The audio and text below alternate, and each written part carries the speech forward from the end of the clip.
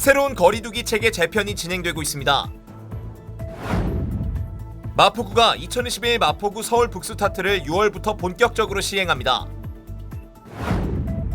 마포구가 주택 임대차 계약 신고제를 6월 1일부터 시행합니다. 백신 접종 예약에 관해 시민들이 가장 많이 했던 질문과 답변들을 정리해봤습니다. 여러분 안녕하십니까? 5월 26일 마포투데이입니다. 첫 소식입니다. 수도권 거리두기 2단계가 지난 월요일부터 다시 3주간 연장됐습니다. 5인 이상 사적 모임 금지 조치도 유지됩니다.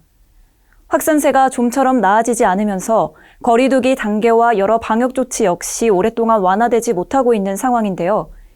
정부는 고령자 접종이 6월까지 끝나고 하루 확진자가 500명 밑으로 떨어지면 7월부터는 모임 금지 완화 등 새로운 거리두기를 적용한다고 밝혔습니다.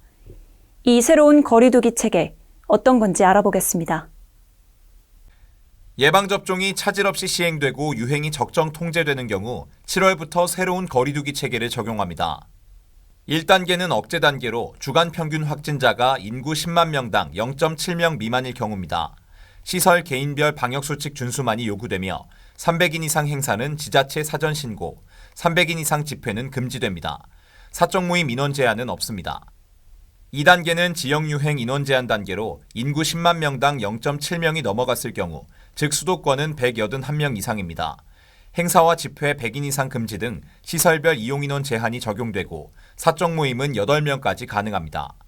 3단계는 권역유행 모임 금지 단계로 10만 명당 1.5명 이상, 수도권 389명 이상일 경우입니다.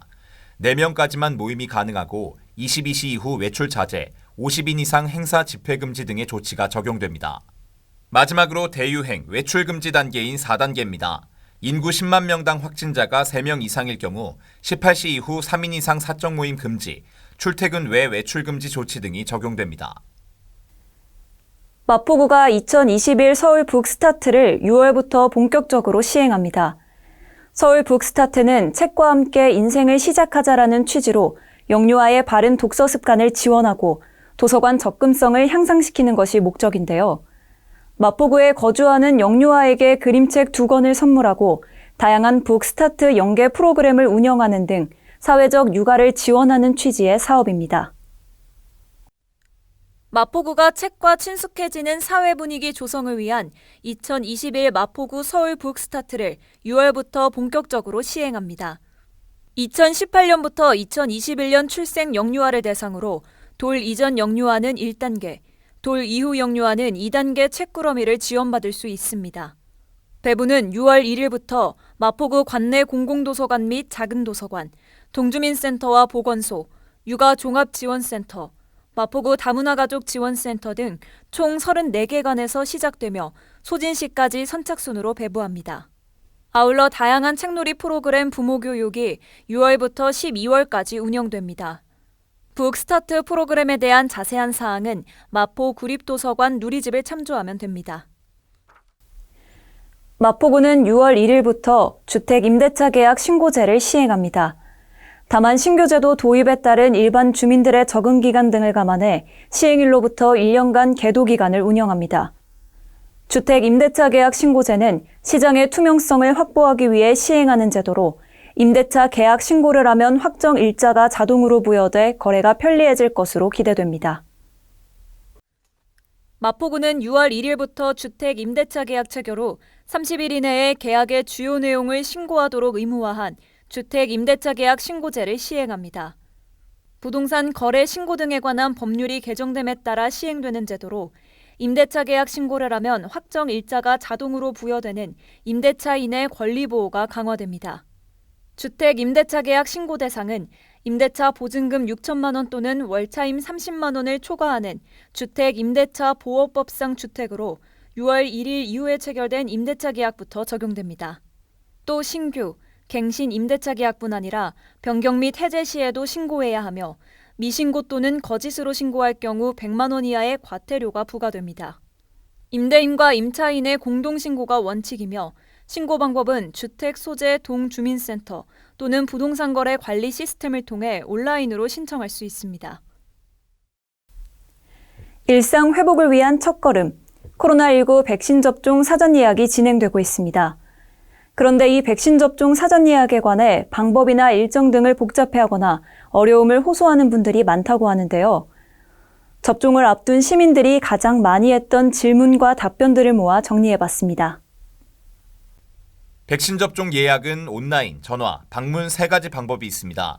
온라인은 코로나19 예방접종 사전 예약 누리집을 통해, 전화는 1339 및 지자체 콜센터, 방문은 신분증과 휴대전화를 지참해 주민센터를 방문하면 됩니다.